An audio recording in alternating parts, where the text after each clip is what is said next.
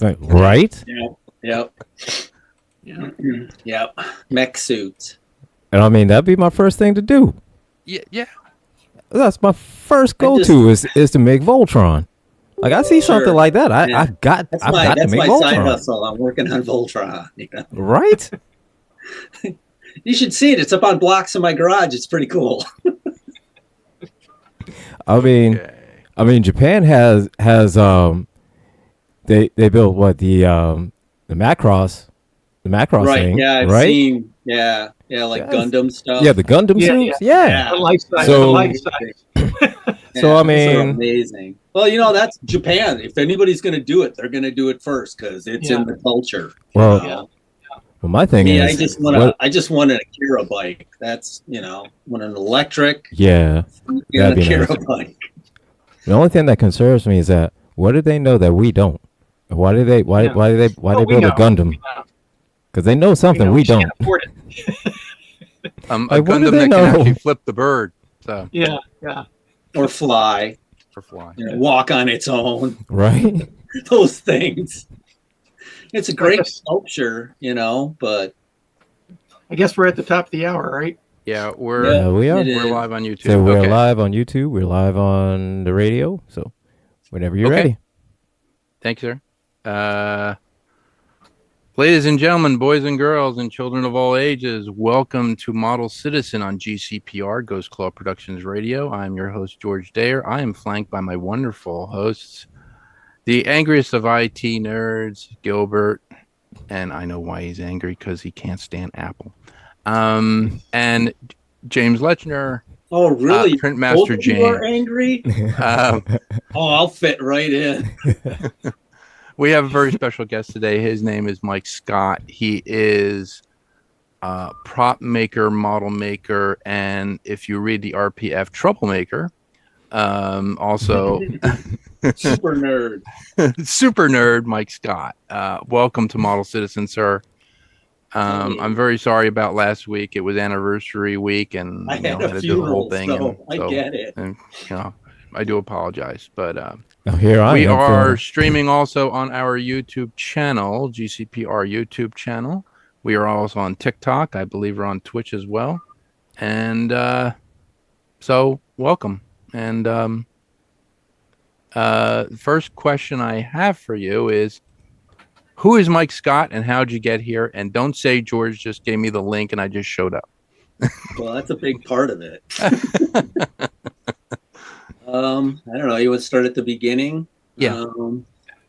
Well, I've always been interested in models and kits and things like that. My dad was an amazing model maker and also built a lot of kits. And so I grew up with somebody who used airbrushes, was super detailing, like World War II aircraft and stuff. And I just used to sit there and stare at it.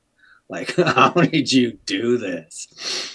And so when I got old enough, I started, buying the stuff I was interested in, which went along the same lines as World War II aircraft, because, there's always a little bit of contamination whenever you're with somebody who's that super creative. And then I got involved in weird show cars, which were really big in the 60s. Like Ed Roth and, George Barris and the rest of these guys. And my dad didn't understand that, but he, kept me off the streets. And I learned how to use airbrushes and stuff when I was like 8 years old, because I wanted to use the same tools that Dad was using. So I started off, just buying kits, and later on got into like kit bashing because I had so much of this stuff. I started making up my own stuff, for display. And I had so many models that, and my dad was really cool about this. I just basically covered my room. I had like the Blue Angel Squadron epoxied on the stands on my walls and everything hanging. And it got to the point where my mom and dad put a sign on my room that said, "Beware of low flying planes," so that you bring people in. Oh, look at what cool stuff my kids are doing. And so I was kind of like always into this stuff. And then later on, probably in the mid 80s, I got into anime and learned all about that. I went to a convention in Chicago, and everybody was like, "Oh, you got to see this movie called Akira." And I'm like, "Okay." So I went to go see Akira, and I was used to animation. I saw Ralph Bakshi stuff and all the rest of this. And usually the first 15 minutes is totally awesome, and then it starts to lag. And you know, they get into, we don't have enough money to finish this film. But with Akira, it was just like looking at my watch going, this can't continue. And it did. So blew my mind. And I got hooked up to a group called the Chicago Megazone, which we were trading tape for people in Japan.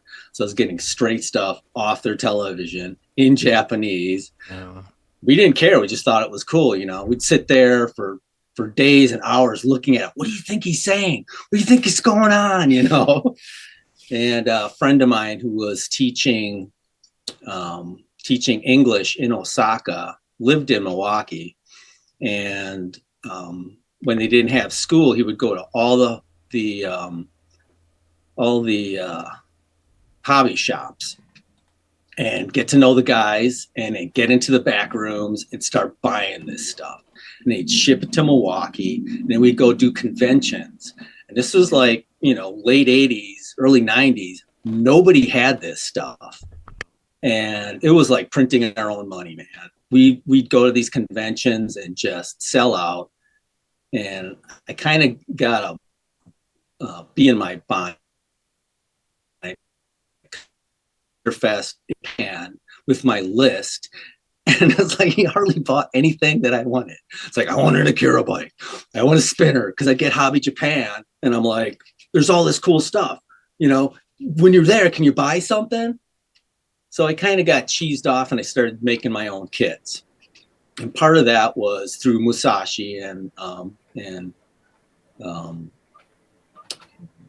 my buddy, because he'd get these kits and he'd sell them to doctors and lawyers for big money, but then it'd be gone. So he's like, you know, if we could learn how to like do our own casting. So we were doing dinosaurs and all of a sudden. So I learned how to make molds, use resin, and make kits. And I think the first one I did was the Nautilus. And it's pretty small. Got a little turntable here so you can see it. But oh wow, it's pretty decent. I mean, it's got like all the surface detail, and I sat there with epoxy and put all the rivets in and everything. Wow. And I made that into a kit. It was like my first kit. And this one actually is made out of steel epoxy, and it has a full salon and a full wheelhouse, and it's this small. Nice. One of these days I'm going to put it together. So I'd ask him for stuff, and then I did. And again, I didn't finish this thing, but I did the spinner. Wow. And I was making it so like everything was open, so the molds actually were set up so that I could put clear resin into it. I vac formed the domes and everything, and then you know they came out with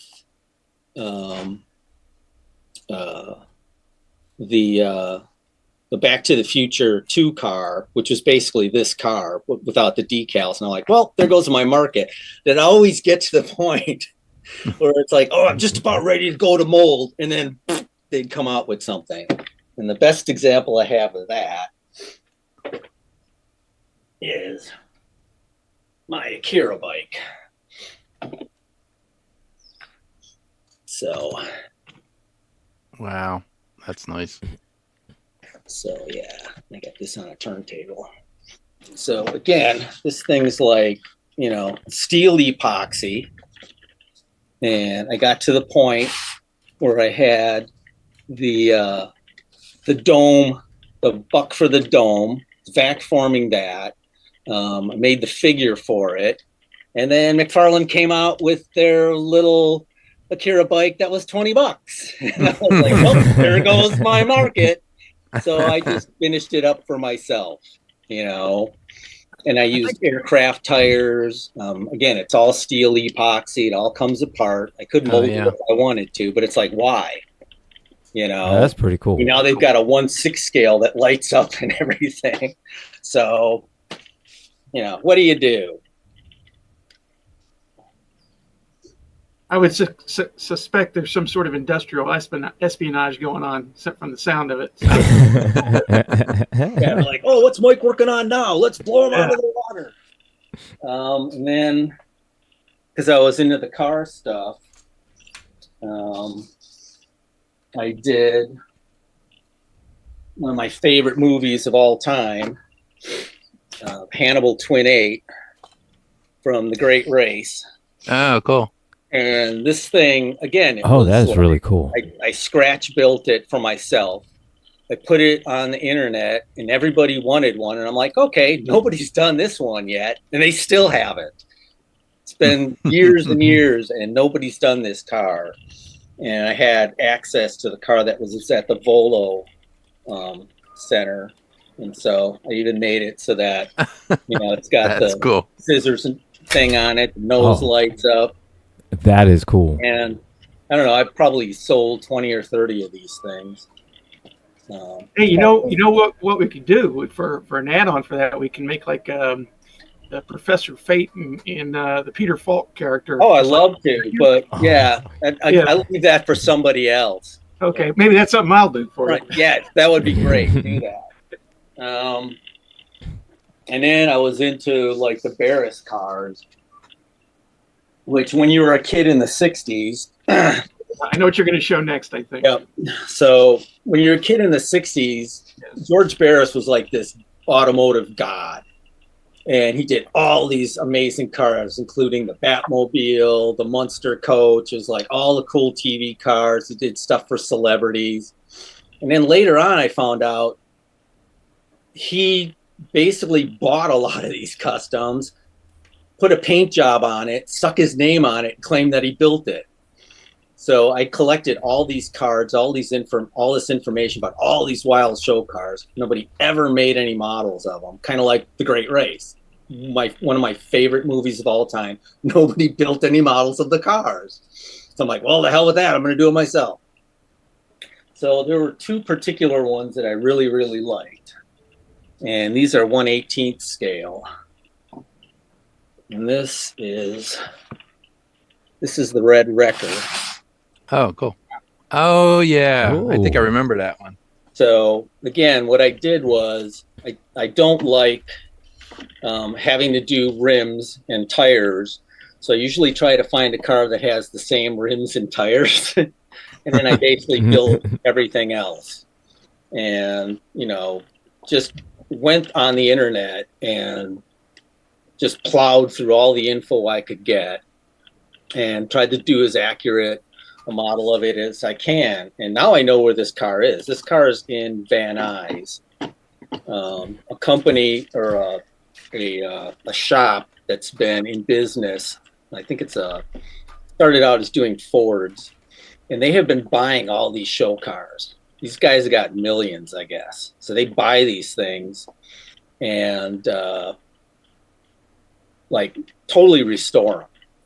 And it's called Galpin Ford out in Van Nuys, and I got to see the real car and everything. And it's just that's like where we visited, right? I was pretty close. I got pretty close, you know. Was that the place we visited, Mike? Yep. Okay, that's what I thought. Yeah. And another one that I did, that's a full scratch, is the Voxmobile. Oh, that is cool. Again, now this was a real Barris car. I mean, again, he did really great customs. I don't know why he had to go and say, oh, I built the Green Hornet car and all this stuff, because he didn't. You know, he didn't build the Red Wrecker. That was a highway hauler. He stuck red paint on it, got Red Fox to come over and take pictures, and all of a sudden it was his. So, you know, some of your favorite celebrities out there have feet of clay as well. So, yeah. And let's see, and then so when I was just taking regular cars, and then super detailing. Oh yeah, I remember that one. Yeah. So this also is in Van Nuys, and I've been like haunting and going online and finding everything I could on this car. It's the Pink Panther car, and it was in the beginning and the end credits when I was a kid. And as a guy who likes show rods, I saw this big panther head going down to Grumman's Chinese Theater, and I'm like, holy crap. And one of my earliest memories is taking all my grass cutting money and running to Spartan's and pulling that model off the shelf and going, I can't believe I have this thing. And it's an Eldon model, which means a lot of times, I swear to God, it's like these guys, they find the car, and then they take a look at it, and then they all go to have a martini lunch, and then they come back and talk about what the hell it was they saw, and they make a model of it. And usually it's like grossly exaggerated, out of proportion, looks like crap.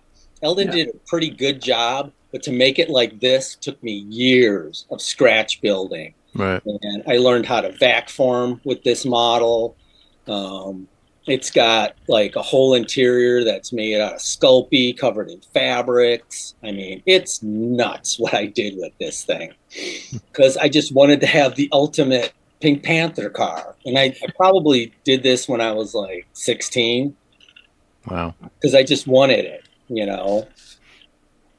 And it's got a TV that lights up. It's got Star Trek on it. It's that is pretty cool. Made the little sculpt of the Pink Panther that's in the beginning of the show. You know, it's nuts. It's just marvelous. Freaking crazy.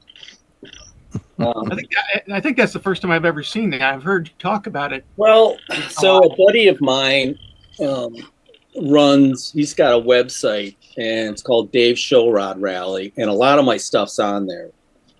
And he was somebody that I met online, and he was living, I think, in Texas at the time, and I was sending him all these pictures, and he's like, where do you live? And I'm like, in Wisconsin. Oh, really? Where? West Dallas. Oh, I used to live in West Dallas. And all of a sudden he moves back, and, you know, but so I started doing figures as well. So I did Chris from Bubblegum Crisis. Oh, cool. So again, it was like the anime stuff and things that, and this was another kit that I put out, and it was made out of that nasty brown resin that was like, like a candy. It was terrible. It would just snap. You know, now they've got urethanes, and it's great. It's like an SRC resin. I remember the SRC resin is kind of like a creamy brown. Yeah, exactly. Yeah. And as time went on, resins got better and better, so I was able to up my game. And then one of the things that Keith, my buddy, who was in Japan, I love the Dirty Pair, which... like that's Kay from the Dirty Pair. Again, it's an 80s anime, and it was top on my list. I had all the videos from him on VHS, and they were just like these crazy girls in these battle bikinis running all over the world.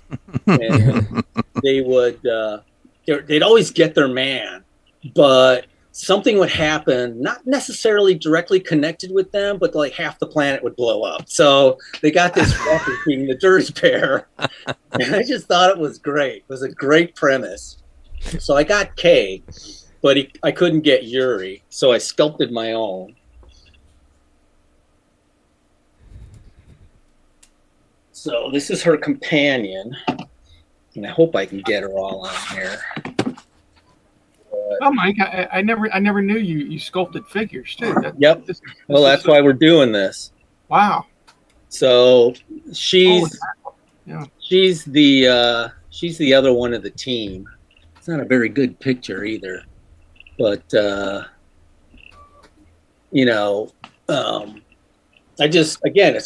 couldn't find it, so I ended up making it. Right. And I learned a lot from doing this. Is all, again, it's all steel epoxy, heavier than hell. Sorry about that, Yuri. And it still all comes apart. I mean, I could cast this thing up if I wanted to. A lot of times, what ends up is that. Pardon? Maybe I should scan it. Then you can start putting these things out like poker chips. I'll just give you everything I have. You scan it, sell it, and split it, because I don't have the time to do this. Yeah. Make it full size. There you go. Yeah. Where am I going to put that? I don't think my girlfriend would appreciate that. No, not for you. I meant for a customer. Make it full size. Do what you want. And then I did their cat, which is this giant, crazy cat called Moogie, and usually stays up in the spaceship while they're blowing shit up. He basically just, sleeps all day, and then comes to the rescue. But and again, it's like, just shit that I wanted. And then the latest one that I did was I like this illustrator, Adam Hughes. And I've always been into Art Deco and Art Nouveau. And this cover came out, and I was like, oh my God, that would be an amazing sculpt. So I think I started it when my daughter was like 12, and I had her model for it just to get the proportions and the anatomy right. Mm-hmm. And I finished it like, 3-4 years ago. She's 40 now. So we have a question from Metal Melter in the chat. It says, do you have any from Heavy Metal Magazine? What's that? Question from Metal Melter in the chat says, do you have any from Heavy Metal Magazine? No, I collected heavy metal. I think every illustrator and guy who was interested in science fiction and fantasy probably had heavy metal. We did Tarna from heavy metal. That was an Acme thing. I still think we have kits of that. And I think Bill Weger did that sculpt. But and then my connection with James is Wonderfest, and meeting each other there. And we used to have a booth there where we would sell all sorts of things. But it just got to be so much, and with all the other stuff that we do at the company, we just don't have the time anymore. But this was a passion project of mine, and the character, actually, she can ghost, so she kind of becomes transparent. So half of this is transparent. I want to do a lighting effect so the thing lights up, just because I wanted it. I'm never going to cast this thing. I just wanted it for myself. This is kind of almost like a portfolio piece. Yeah. So. Nice. Yeah, that nice. That's kind of like the Rat Bat Spider for me. I'm still in, I guess, in the throes of trying, to cast it. I just wanted it for myself. Right. I never got the lunar models. Yeah, that's how it starts. I mean, it's like you want something, nobody else has done it. Well, I've seen a lot of bad ones. I've seen a lot of bad ones on Monsters in Motion, and I'm like, who are these people sculpting this stuff? And I'm like, there was I remember like some of the lunar models, like some of their spaceships and stuff. I was like, that one looks okay, but that one sucks, Right. Well, the thing. Sorry, no offense to anybody on lunar models if they're on this thing. Well, I mean, I had lunar models. I think I had their supercar or something like that. I think I still have it. It's a back form and everything, and I just looked at it. I'm like, well, maybe someday. It's still in the box because now they've got die cast and everything else. It's like, well, why bother? So unless you're doing a studio scale thing, then the thing that drives me crazy is when you sculpt the fur. That's the thing that drives me absolutely insane for certain kits, like the Tauntaun, because I think they make a 1/12 scale Tauntaun kit. Okay. And all the fur is sculpted, and I'm like, why couldn't you just go out and get the real fur and just you make the skin smooth and then just glue the fur on. Sure. Yeah, that's you know. cool. So then it looks actually. It'll look like the maquette, or it'll look like the puppet from the movie. It'll actually look more authentic. Right. So that that's what I'm doing with the Rat Bat Spider. I'm like trying to get the fur right. Right. So Yeah. So anyways, doing these things, I got involved with a prop group in Illinois. I'm not even sure. I probably met them through Alex Ross, the illustrator. One of the guys, his sister or something was Alex Ross's wife. And so I was doing custom TVs at the time, which I think I've got one. So it's called a Predicta. Oh, yeah. It's got like a, rotating tube enclosure. Yeah, and those are reproductions. These were based on a 1950s television that was like, the future of you're looking at 1964 and 1965, And so we did that for like 10, 12 years. And I would meet one of the guys who did the fiberglassing for my tube enclosures at Alex Ross's house. And because he was doing costumes and stuff like that for Alex for Halloween and just his own collection. So I got to know him. And then through him, I got to meet Clint from Acme.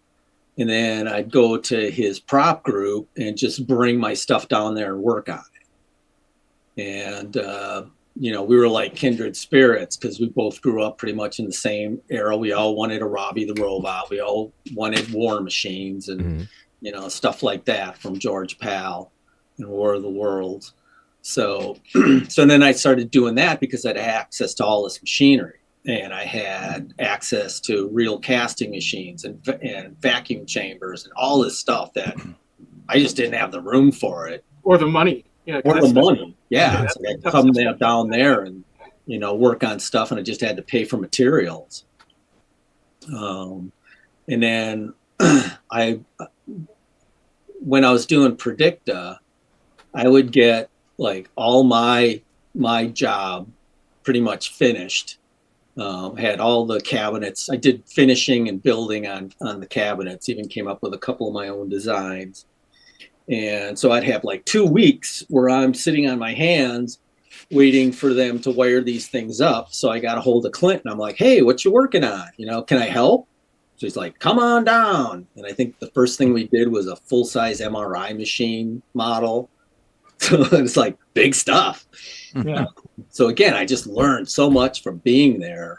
It's kind of like when I worked for TSR, the Dungeons and Dragons company. I came there as an illustrator. And by the time I left, it was just orders of magnitude better because hanging around with these guys and seeing how they do stuff and they actually take photos of people and use that. I thought that was off limits, And so we were working on a project and one of the guys there just had enough and he quit. And without like dropping a step, Clint just turned around to me and said, want a job? I was like, well, I have to get back to you on that. And then 2008, the economy tanked and they stopped making television tubes. And I'm like, maybe this is a sign from the universe that maybe I have to go do this now. Yeah. And my partner was just like, he didn't want to do it anymore. And he had to deal with all the shipping and all the, the BS part of it. Whereas I was just making cool TVs. And they were like, yeah, this is too much to deal with. So we stopped doing that. And, I went up to work for Acme, and I've been there now for 18 years. Wow. Nice. I remember 2017, I went to go intern with Steve Neal. That's where I met you. Sure. Oh, yeah. James, I love Steve. and awesome. He did that. And Tony. PlayStation 5. Yeah. Oh, my God. Yeah. He's amazing. And, I mask, all that. Yeah. I saw that you brought the 2001 Clavius helmets from 2001, the space helmets. Who, me? Yeah. Oh, yeah. Yeah, I did the whole suits, actually. I mean, that was another one of these things where it's just like I was in the right place at the right time. I was at Wonderfest with like my 3-foot War Machine and my Hannibal 8 and all this crazy stuff. And my friend Tony, who works for IMAX and also a big collector, because he works for IMAX, he knows all these people in the industry. Right. We go out to California together, and the guy in the back seat is one of the guys who dived down in the submersible to see the Titanic with his own eyes. This guy's in the back seat. Just like, really just cool things that have happened because of this. But, I have my stuff at the table, and Tony brought Greg Nicotero over, and I didn't really know who this guy was because I wasn't watching The Walking Dead at the time. Not really a horror splatter kind of guy. But he was, he's really cool. He was like, oh, there, did this, that. And I was doing the Battlestar Galactica helmets. Right. And so he's like, yeah, you do really nice work. Tony said you like the old school stuff. Nah.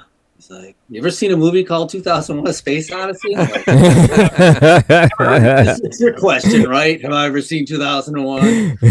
And so, yeah, he basically was like, well, I'm building a full-size pod from 2001. I'm like, who is this guy? And he showed me some pictures, and I was dutifully impressed. Wow. And he's like, nice. yeah, I want to do the whole suit. Would you be interested? And I was like, holy crap. Basically, they talked me into it. And part of it was that the helmet, it's kind of a wonky shape. It's very 60s. And right. I could take photos, and I could probably, like when I was talking to Adam Savage, when I dropped off the helmet, he's like, every time I work from photos, I either get it 10% larger or 10% smaller. I very rarely just nail it. I'm like, yeah, I had that same problem. And so when Nicotero said, Greg Jean's got the molds, and, I can pull a casting and send it to you, I'm like, you send me the real thing. Seriously. And that's what started it. And then all of a sudden, I met all these guys from Industrial Light and Magic, or ex-guys from, because I don't even think it exists anymore. And these guys are in California, Johnny on the Spot. And, they come into the auction houses to verify that this stuff is real. And all of a sudden, the chest pack from the Discovery showed up. And he took a huge photo survey, and he measured everything. And he sent me all that info. Because he's like, when you do ours, here you go. So, nice. Yeah, that was crazy. And then Adam got a hold of me, and he's like, yeah, I really like your Discovery suits, but I really want the Clavius. I'm like, yeah, figures. The one that I'm not doing yet. So I had to switch gears, and it's like, okay, I'm doing this now. And he was really cool about it. He financed the whole thing. And I did just about everything on that suit except the backpack. The backpack was done by John Goodson, who's Industrial Light model. Yeah. Okay. And a model maker, and just super cool guy. So he did the backpack for Adam. And then part of the deal was that once he pulled a mold off of it, he was going to send me the pattern and the mold. And I was like, cool, give you a break on the price, And so I got those, and it was pretty damn close. I mean, it's probably 80% there. And, he, like me, he had a crunch deadline and knocked this thing out. But years later, when I met Greg Jean and got to hang out with him, we would go to Jerry's Diner, and he would bring, props. He brought the Flesh Gordon stuff out in the parking lot, That was the one I was there for. People driving by, we got measuring. Like, what are those nerds doing? So we got another question from... He brought the screen-used backpack, and he let me measure it. He even color matched it, because I helped him restore his Clavius suit that was in the last auction. and I did the chest pack because he couldn't find one. I don't even know if one's even showed up at auction yet, and I know they exist because they're in Doctor Who, nailed to a wall. So this stuff was out there at the time, and so I took all those pictures and everything, and took the one that John Goodson did, and it basically like just accurized it because he was pretty damn close. But you can just be a little bit off. All the geometry has to be changed. So I did that, and that was my little, add-on to that. But the pattern. Sorry, there was a question. We had another question from Metal Melter saying, "Do you know Steve Bishop?" Pardon? So, do you know Steve Bishop? No, I don't think so. No. So. I guess that goes out to anybody. If anybody knows Steve Bishop, I don't know everybody. I'd like to know who he is, because is Steve Bishop missing? Amber Alert. And then going back to Acme, most of the stuff we do is NDA, which is another reason why I do all this stuff. Which means what? NDA? What is NDA? Non-disclosure agreement. Yeah, don't talk about it. Yeah. I mean, when I got into this, I got into it because I love the work and I like talking to people about it. Mm-hmm. That's why I got in with the prop group, because otherwise I'm just sitting here in my basement with all this cool stuff, and because of the internet, you get out there and meet people, like James and Tony and all the rest of these people, and conventions help too. But a lot of the stuff we do, we're invisible. I mean, Adam Savage probably owns 10 or 15 things that we've done in our shop that we can't talk about. It's just the way it is. So a few things that I can bring up is, if you're a fan of Sven Gulli, the horror host here in Chicago, we did his whole new set, the coffin, the backgrounds, everything. And that was a great job, because they just let us off the leash and do whatever you want. Make sure there's a rubber chicken in it, crazy stuff like that. And then the stuff that we did for Wonderfest, the kits and things like that. I mean, even some of that had to be kind of under the radar. But yeah, a lot of the stuff we do, we're just invisible. And so I started doing all this peripheral stuff when I was a lot younger and had a lot more energy too. Just so that I can meet people and talk to them about it. I met so many cool people because of the 2001 project. Yeah. Way more than I ever thought. I mean, I got to, hang out with Dorothy Fontana and Skotek Brothers, and go to Bob Burns's house and see all his cool stuff.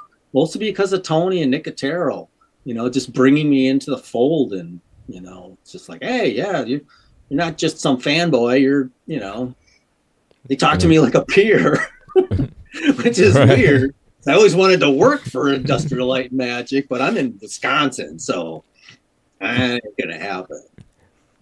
Okay. So Metal Melter says Steve Bishop was he sculpted the He-Man toy line, and was his professor, his sculpture professor in Murray, Kentucky University. Gotcha. Okay. Yeah, so I think Alex Ross is a big fan of that line, and I think he actually contacted like the original sculptor and stuff. One of the guys at the shop is also a big He-Man fan, but I mean, I never got into that. That was not my time. Yeah. So I heard that James has one of your Martian war machines, and he's afraid of putting it together. So we have to try to coax him on the show. Like, the guy that screw up some other parts. I mean, yeah, that's actually how I got to know Mike originally, because I came across this Predicta website, and then on the website he had like this, like you had something like my garage or my it had and so I followed that link and stuff. Yeah, I followed that link and I went and I saw the War Machine. I went, oh my God, and I said, I've got to talk to this guy. Sure. And then so I said, how much can you make one of those War Machines? And I was expecting like, yeah, sure, for like $2,000 or something like that. But then you came back and said, oh yeah, about $700. And I said, holy shit, yeah, put me down for. I always undersell myself when I start out, and I always because my argument always was, and maybe I'm shooting myself in the foot, but like with the 2001 helmet, I mean, if I saw that on a table at a convention, how what would be the highest that I could afford it? Like, I'd pull out my gold card and just. So it's like probably 2,000. I couldn't go more than 2,000. They're a lot of work, and everything I do is like labor intensive. There's nothing that I do is like easy, which is why I'd like to get into doing 3D programming. But I spent my whole life learning how to sculpt and paint, and I got to learn how to do it on a computer. All that helps you, make the transition by understanding, because once you understand the 3D space, it's really easy to make that transition. And I tried a couple of, because we've had classes at Acme, and I've done a few things, smaller things, and it's just, to me, it's just not intuitive. I mean, I'm sure like if I could take a couple of weeks and go over to your house and we could sit down and do it together. Yeah. But I don't know, like just getting this thing set up on my old Mac was like, So, I don't have to know any of that stuff. I just know you guys. There you go. There you go. I mean, if you want something sculpted or built old school, you call me. Yeah, but exactly. So if you want something, 3D printed, and I mean, I could sculpt. I could sculpt in clay. I can cast it in resin. I could give it to James, and then he could just scan it. And just say, okay, well, I can manipulate it. Okay, that's fine. Right. Whether it's like whether it's it's like Beverly Hills Cop. All right, like I take it from A to B. I got nothing to do with C. So right. Yeah. So I love it when I find something I've always wanted. Somebody else did it. I just Well, that's a good example. Oh, a good example of that is, when Tony and I, he had the idea of making those 20,000 Leagues Under the Sea helmets. Oh yeah, I got to talk to you about that. Yeah. I figured you might. Coming up, and I think I need to send you some money. No. We'll talk about it. Yeah, we'll talk about that later. But it was Tony's idea, and he sent me, some, smaller like versions of those helmets, but it's exactly like what you're saying. It's like A, B, and then he sends me, then I kind of do it, and then I send him back like the raw, full size prints, and then he finished them up. And oh my God, when I saw him, I was just like, this is incredible. And I really like that sort of dynamic of working, not just doing the whole thing yourself, but kind of, so yeah, it's a real joy, because it's like 3D printing is like a game changer. Like I tell people, working for Acme, for going on 18 years. When I started there, I did sculpting, painting.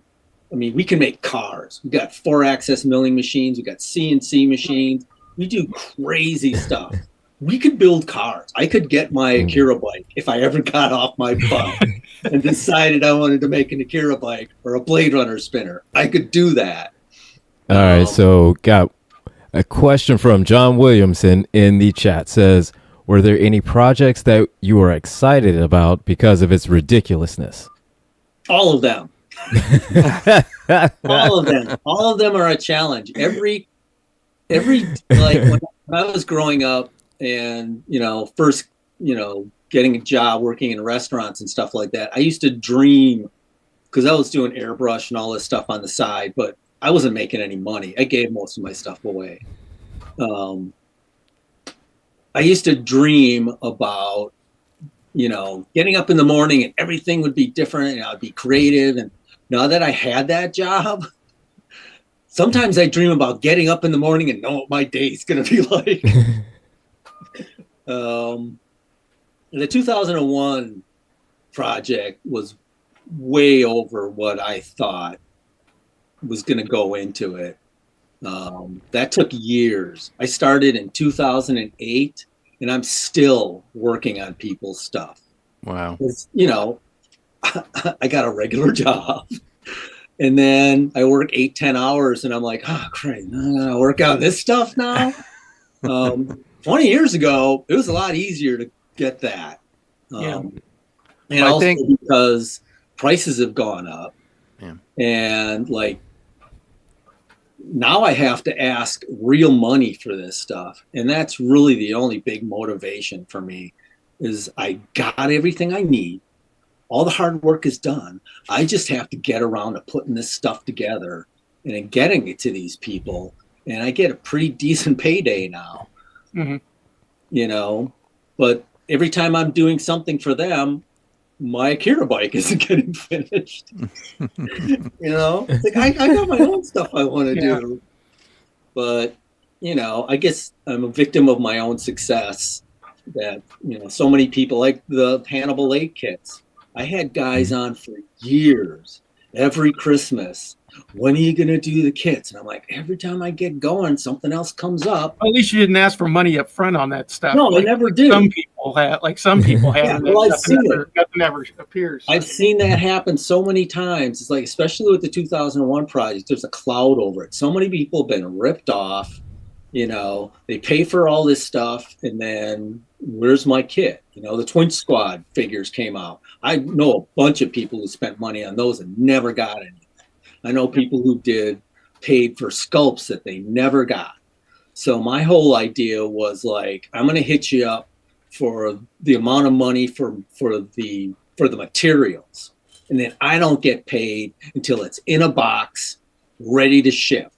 That's my payday. Yeah. And it's worked out that, you know, people are cool with that. So it's just the way, it's how I would want to be, you know, treated, because I've seen so many people take all the money and then they lose interest, and now they're in debt. I mean, well, and that's just fair. That's just fair. So I mean, well, it works for me. So, yeah. And I mean, then the thing is that they're on your time schedule. You know, they can't be on you all the time saying, I sent you all this money, where's my stuff? It's like, dude, when I have it, then give me the money. You know, you're not an investor. With the 2001 project, you're an investor because it takes so much as far as materials, and a lot of it I got to farm out. Like the suits, I don't do the suits. The soft suits, I farm that out because I do. So yeah, like the seamstress. Stuff, and right? she knocked it out of the park. And most of the people I brought on that, they are brilliant, and I'm like, I pay them well, and they do what I want, and that's all I can ask. But, you know, I got to put that money up front, and I'm not independently wealthy. Even though I got my own tiki bar, I'm not independently wealthy. I sent Mike a link to the Akira electric moto by Bell and Bell. So they make electric Akira bike. I'm not going to be able to afford that. Maybe if I get these suits done, I'll go buy one. I just want one that I can drive around in a hotel. That's all I want. It doesn't have to go 90 miles an hour. Well, apparently the one that we apparently the one that I had discussed this with Gilbert, I think, on the help desk. We were discussing about the Akira bike the one time. It's a hybrid, so it's like a Kawasaki engine, but it's a hybrid, so it actually charges batteries. It'll do electric, but I think it's this is a electric motorcycle. Just tell me how much it costs.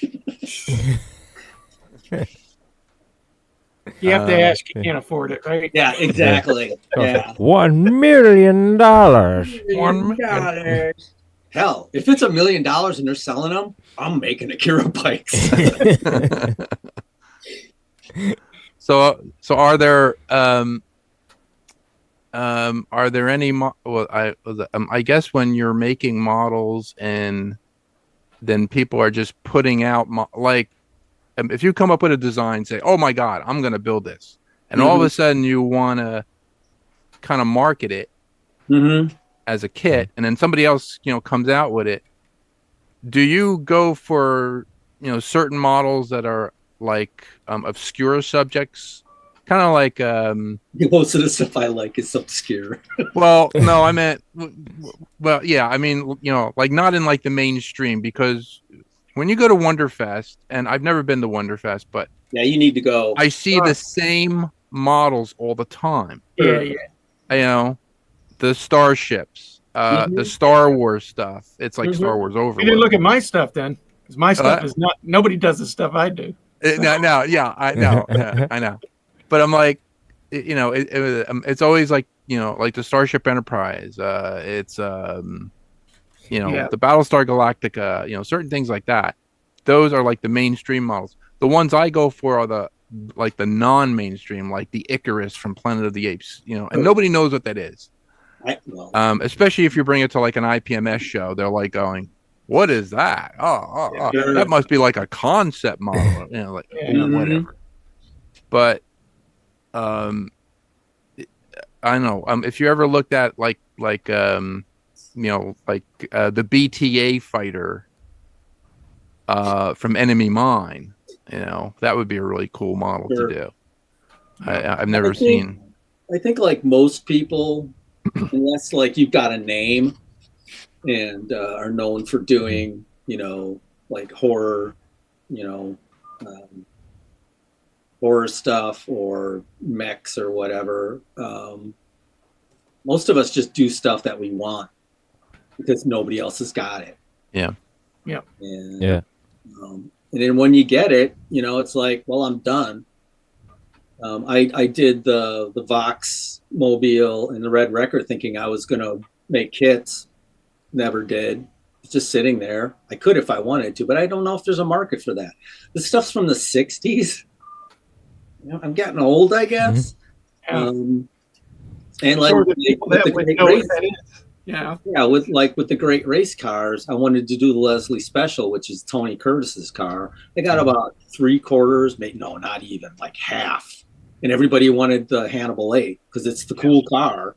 Yeah. And so that's still sitting. Right. Actually, on that Leslie car, I still have this plan to go out to the museum near Detroit, where they have, and just kind of scan it hopefully without them noticing me scan it. Yeah, you can scan that thing and send it to me. That would be great. Because again, it take me so long to do that the way I used to do it. Right now, you just have to nonchalantly stroll around it and just nonchalantly just like, hey, excuse me, sir, what are you doing? Nothing. I'm certainly taking pictures. So I'm certainly not 3D scanning this at all. I can tell you that. Well, I mean, you can just take a tape measure. I went to Volo, the car museum out here, and they had the Hannibal 8 and like the rail car and the bomb and all that stuff there. And there was hardly anybody there. I just took my tape measure, started writing stuff down and taking pictures. So, yeah. If we could find some sort of, hey, I got it, James. If you make a 3D enclosure that looks like a regular photograph camera, I'm just taking photos. There you go. With the photo. Like make it like a Polaroid or something. Yeah. You could do that. I don't know if even those people would even care sometimes. This is like I've shown this to you. Well, they've gotten it. It's like now it's like this kind of looks like a video camera, but this is the the scanner. Oh wow! And it's all inclusive. It's all included. You don't need the computer or anything. It just wow. So you can walk around, and I'll just have to say, it's just a big camera. It's an old camera. It's a camera from the 80s. I'm gonna bring a bunch of stuff that I want to scan again. Sure. Just have you scan them while we're at Wonderfest. Yeah, absolutely. Bring it. Yeah. Yeah. I've gotten really good at this. Mm-hmm. Small to big. Well, I'll scan you too. How about I scan you? That'd be great. Yeah, and I put my head in a 2001 suit, and I don't have to go in it. There you go. I may have a project for you, James. I may have to talk to you about it. I wanted you to scan Mark Meyer's head because I wanted to make a 3D model of it so I could do some makeup, for him. Do the Captain Pike, scarring, makeup. Sure. So instead of instead of doing like the life cast, which is going to really be a real. Oh, you don't need to do that anymore. You don't need to do that. It's like I was saying, like this is like a scan I did. You know Mark Maddox, right, Mike? Yep. Did you see this? This is. Oh wow! It looks just like him. Because he's always getting the Rondo. Yeah, he always gets the Rondo award. So I decided I scanned him as a joke, and then I decided that's to make great. my ears bigger, like it is on the award and everything like that. So I was going to say he's got huge ears. I didn't notice it last time. His ears aren't that big, not yet anyway. I don't know, maybe. But that So I can do anybody, so long as they're a willing subject for the scan. I can get them. No, that's great. That's great. That's hilarious. Because I got the 1/6 scale figures from Winston of Caerdelay and Lockwood now, and I'd love to have 3D prints of those things for the suits. So okay, man. Yeah. I had thought, because I was talking to my friend John McCallum about possibly doing the pen, the Parker Atomic. Oh sure, yeah.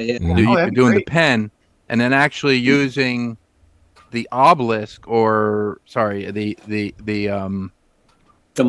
monolith.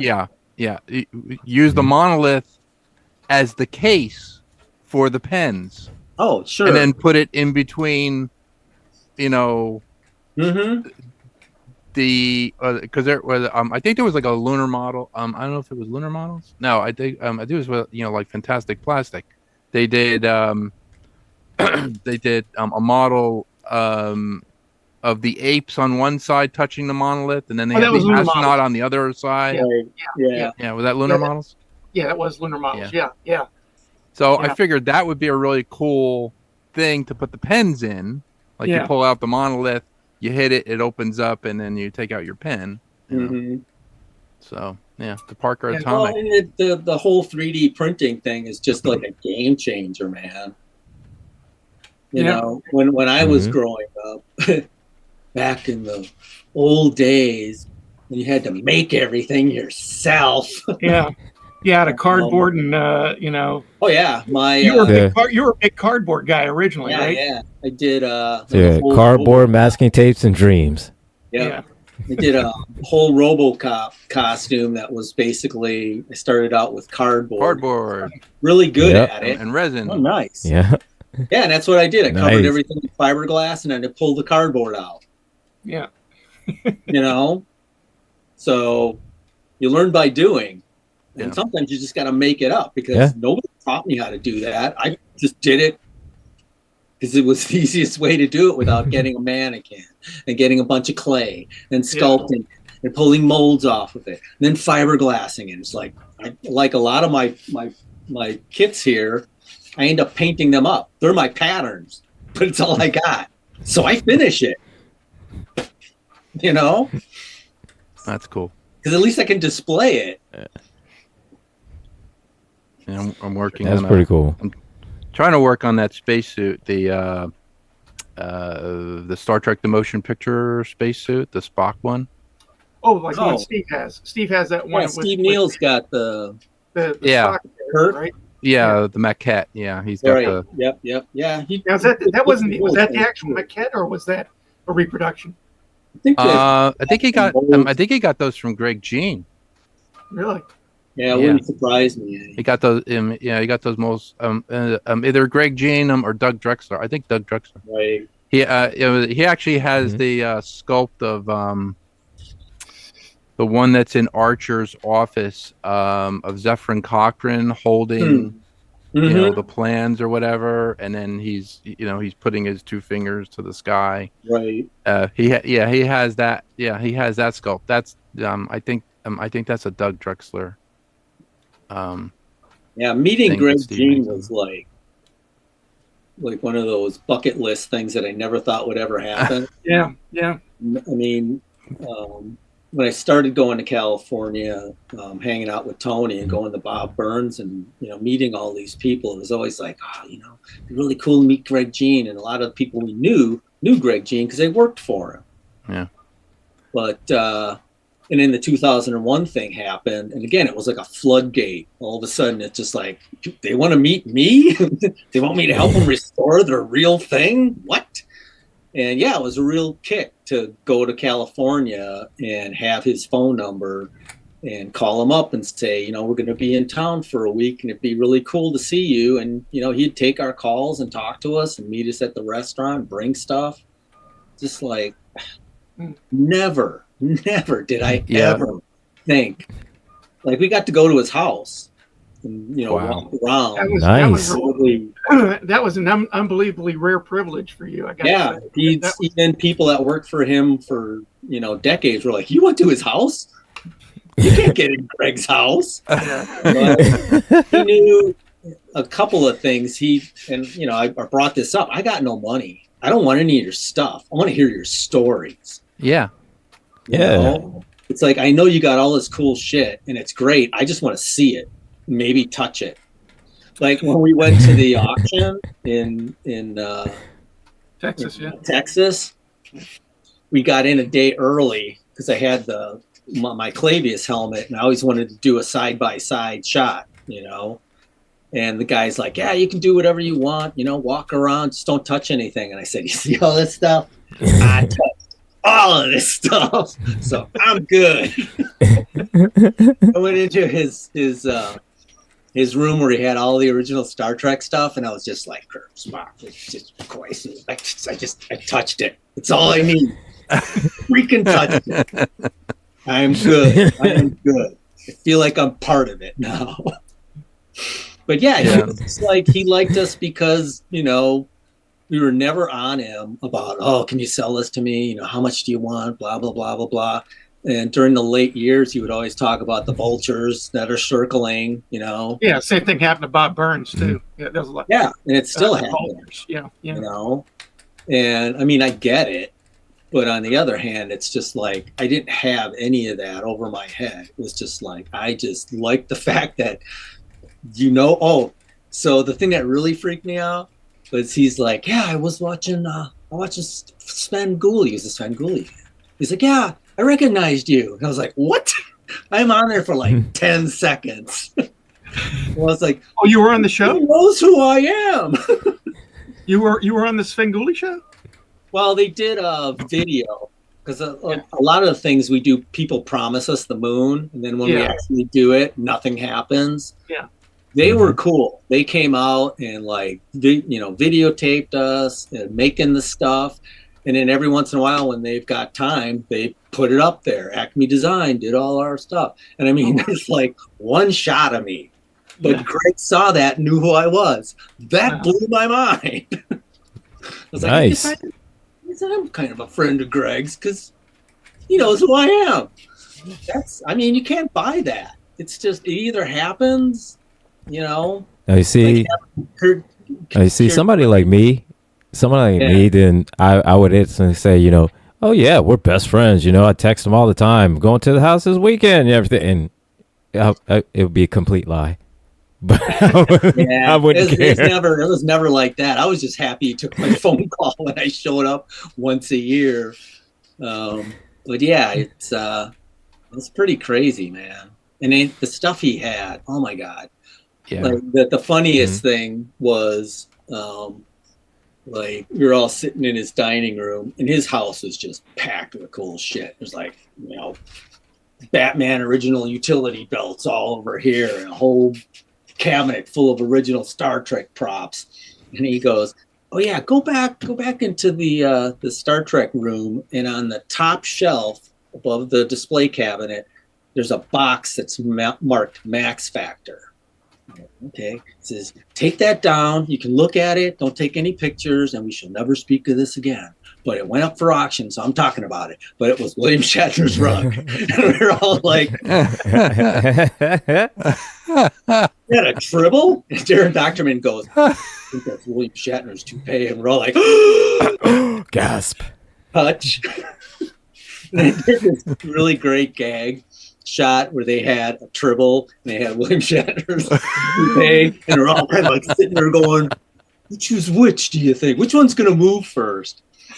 Stuff like that, man. It's just like, oh my God, it makes the hobby just worth living for.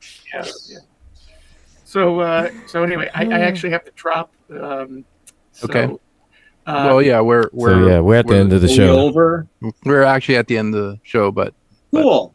Well, it was great talking to you. gotta have him back, man. Definitely have to have him back. Absolutely. We have to have him back and Tony Hardy, because Tony Hardy is totally harder to get than the President of the United States. Not really. Between me and James, we can get Tony on here. Okay. Yeah, that's not a problem. He works a lot too.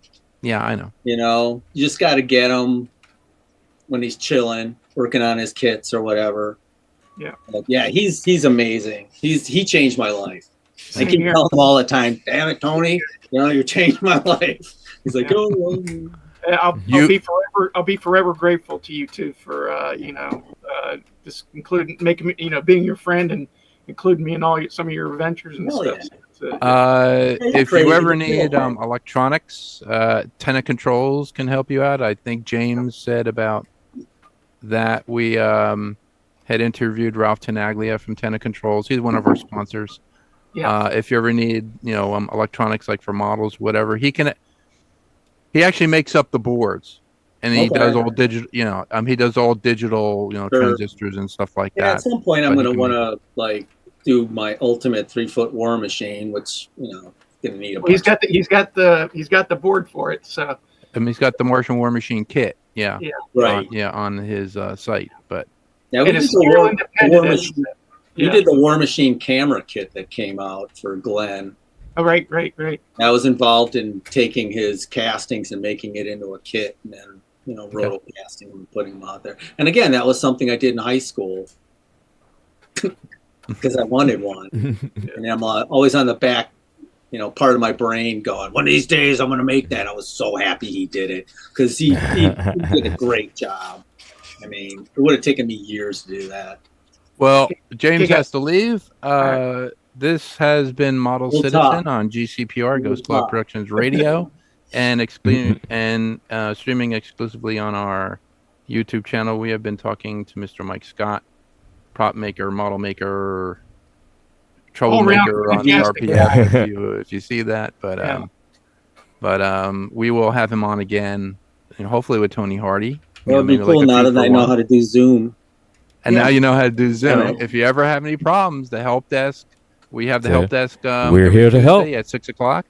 Careful. On GCPR. So if you ever need help, just you got my number now, man. Just call me. Yep. Feelings mutual. Okay. All right. Thank you very, very much. Cool. And I'll tell you everyone, tomorrow, Scott. have Mike, a wonderful, wonderful day. Mike. Okay. Talk to you later. Take care.